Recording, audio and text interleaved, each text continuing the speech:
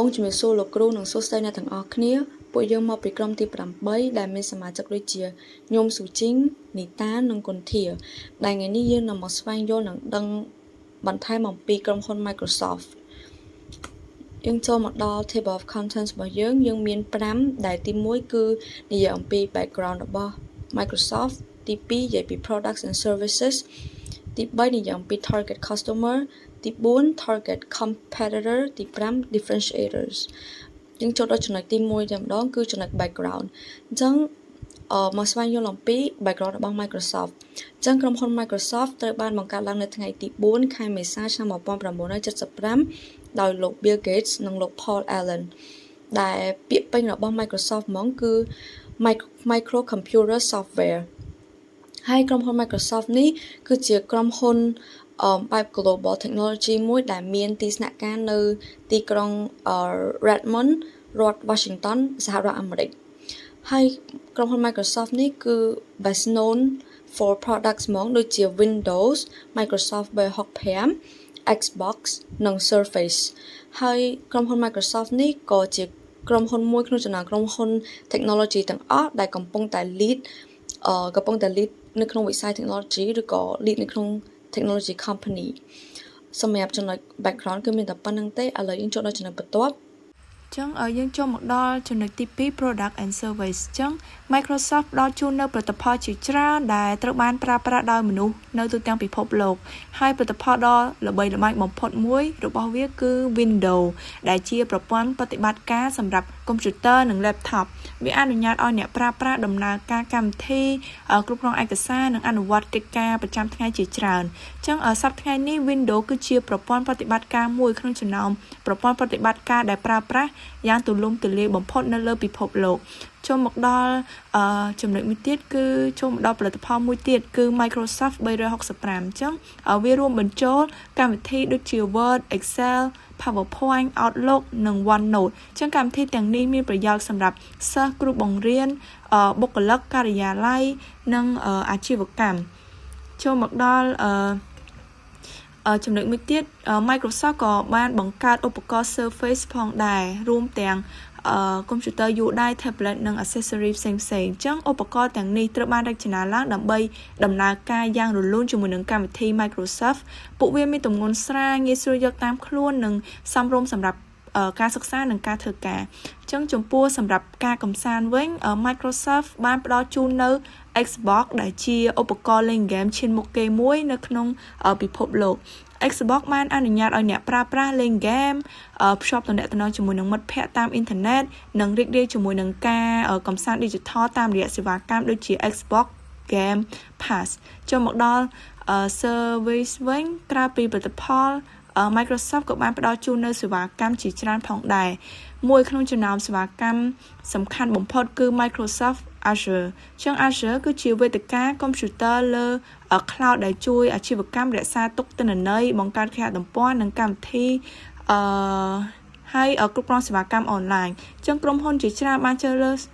រើស Azure ពីព្រោះវាអាចទុកចិត្តបានមានសុវត្ថិភាពនិងអាចគ្រប់គ្រងអាជីវកម្មដែលមានទំហំខុសៗគ្នាអញ្ចឹងចូលមកដល់មួយទៀតគឺ Microsoft Teams អញ្ចឹងអ្នកណាក៏ស្គាល់ Microsoft Teams ដែរ Microsoft Teams ជួយមនុស្សទំនាក់ទំនងគ្នាតាមរយៈ video meeting ការផ្ញើសារការចែករំលែកឯកសារអញ្ចឹងMicrosoft Teams នឹងបានក្លាយជាការពេញនិយមខ្លាំងក្នុងអំឡុងការសិក្សាតាមអនឡាញនិងការងារពីចម្ងាយពីព្រោះវាធ្វើឲ្យការសហការកាន់តែងាយស្រួល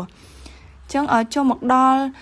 មួយទៀតក្រុមហ៊ុន Microsoft ក៏បានផ្ដល់ជូននៅ OneDrive ដែលជាសេវាកម្មផ្ទុកទិន្នន័យលើ cloud ដែលអ្នកប្រើប្រាស់គាត់អាចរក្សាទុកឯកសារសំខាន់ៗតាមអ៊ីនធឺណិតនិងចូលប្រើវាគ្រប់ពេលដោយប្រើឧបករណ៍ផ្សេងៗគ្នាអញ្ចឹងនេះក៏បានកាត់បន្ថយហានិភ័យនៃការបាត់បង់ឯកសារសំខាន់ៗផងដែរហើយក្រុមហ៊ុន Microsoft ក៏បានណែនាំMicrosoft Copilot ដែលជាជំនួយការ AI ដែលជួយអ្នកប្រើប្រាស់សរសេរឯកសារបង្កើតគំនិតសង្ខេបព័ត៌មាននិងបំពេញកិច្ចការបានលឿនជាងមុនដែលវាធ្វើឲ្យសន្សំពេលវេលាចូលមកដល់ benefit វិញបង្កើនផលិតភាពសម្រាប់បុគ្គលិកនិងអាជីវកម្មគាំទ្រដល់ការធ្វើការងារជាក្រុមតាមរយៈការសហការគ្នា ហើយផ្ដល់នៅការផ្ទុកទិន្នន័យលើ cloud ដែលមានសុវត្ថិភាពនិងការការពារទិន្នន័យងាយស្រួលប្រើ computer tablet និង mobile device ចូលមកដល់ចំណុចមួយទៀតគឺ target customer អញ្ចឹងក្រុមហ៊ុន Microsoft បម្រើក្រុមអតិថិជនជាច្រើនប្រភេទពីព្រោះផលិតផលនិងសេវាកម្មរបស់ខ្លួនអាចត្រូវបានប្រើប្រាស់ក្នុងវិស័យអប់រំអាជីវកម្មរដ្ឋាភិបាលនិងជីវិតប្រចាំថ្ងៃអញ្ចឹងក្រុមទី1គឺសិស្សអញ្ចឹងសិស្សគាត់អាចប្រើប្រាស់ជា Microsoft 365ដើម្បីសរសេរកិច្ចការរៀបចំបទបង្ហាញនឹងការធ្វើរួមគ្នាជាក្រុមហើយ OneDrive ក៏អនុញ្ញាតឲ្យពួកគេរក្សាទុកឯកសាររបស់ពួកគេដោយសុវត្ថិភាពចូលមកដល់ក្រុមទី2វិញគឺគ្រូបង្រៀននិងស្ថាប័នអប់រំអញ្ចឹងគ្រូបង្រៀនគាត់អាចប្រើប្រាស់ Microsoft Teams ដើម្បីរៀនតាមអនឡាញនិងទំនាក់ទំនងជាមួយនឹងសិស្សនិងគ្រប់គ្រងកិច្ចការងាររបស់សិស្សចូលមកដល់ក្រុមអតិថិជនសំខាន់មួយទៀតគឺអាជីវកម្មអញ្ចឹងអាជីវកម្មខ្នាតតូចក្រុមហ៊ុនធំបានប្រើប្រាស់ Windows Microsoft 365 Azure និង Teams ជារៀងរាល់ថ្ងៃផលិតផលទាំងនេះជួយបុគ្គលិកទំនាក់ទំនងគ្នាគ្រប់គ្រងគម្រោងរក្សាទុកទិន្នន័យអាជីវកម្មដោយសុវត្ថិភាពនិងបង្កើនផលិតភាពចូលមកដល់ក្រុមហ៊ុន Microsoft ក៏បានធ្វើការងារយ៉ាងជិតស្និទ្ធជាមួយនឹងអង្គការរដ្ឋាភិបាលផងដែរភ្នាក់ងាររដ្ឋាភិបាលប្រើប្រាស់កម្មវិធីនិងសេវាកម្ម Cloud របស់ Microsoft ពីព្រោះពួកគេបានផ្ដល់នូវសុវត្ថិភាពរឹងមាំប្រព័ន្ធដែលអាចទុកចិត្តបាននិងបច្ចេកវិទ្យាទំនើបសម្រាប់គ្រប់គ្រងព័ត៌មានសាធារណៈនិងផ្ដល់សេវាកម្មដល់ប្រជាពលរដ្ឋហើយអតិថិជនគោលដៅមួយទៀតគឺ software developer អញ្ចឹង software developer ហ្នឹងគាត់ប្រើប្រាស់ឧបករណ៍របស់ Microsoft ដូចជា Visual Studio និង Azure ហើយមានផ្សេងៗទៀតដើម្បីបង្កើតគេហទំព័រកម្មវិធីទូរស័ព្ទនិងកម្មវិធីកុំព្យូទ័រអញ្ចឹងឧបករណ៍ទាំងនេះជួយ software developer នឹងបានលឿនធ្វើការបានលឿនជាងមុននិងបង្កើតកម្មវិធីដែលមានគុណភាពខ្ពស់ហើយ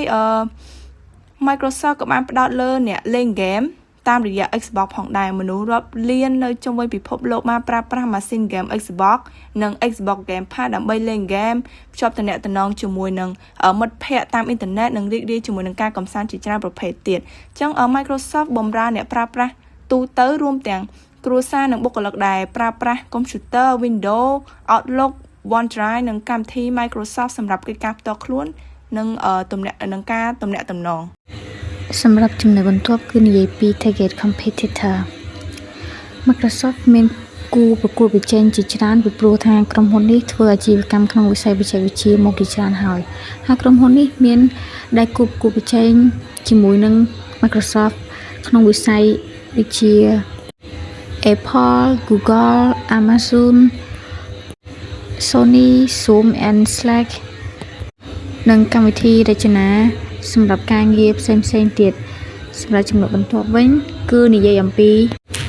differentiation ដែល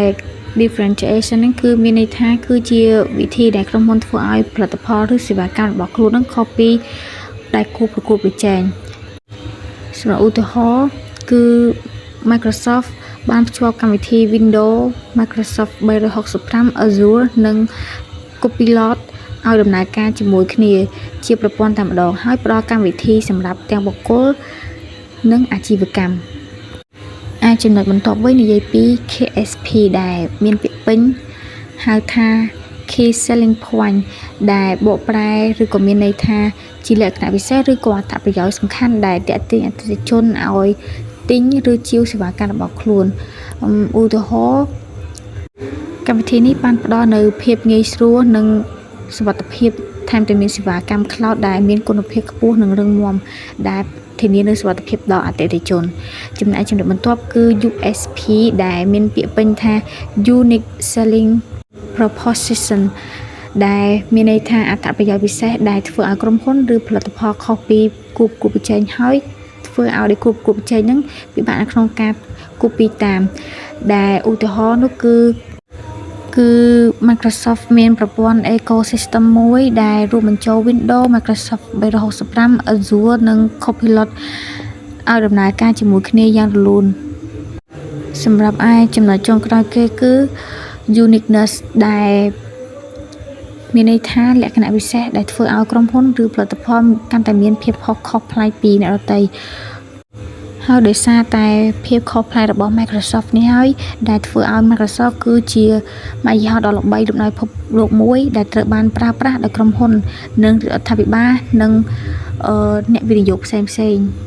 ចំពោះការធ្វើបទបង្ហាញរបស់ក្រុមរបស់ខ្ញុំបានឈានមកដល់ទីបញ្ចប់សូមអរគុណចំពោះការស្ដាប់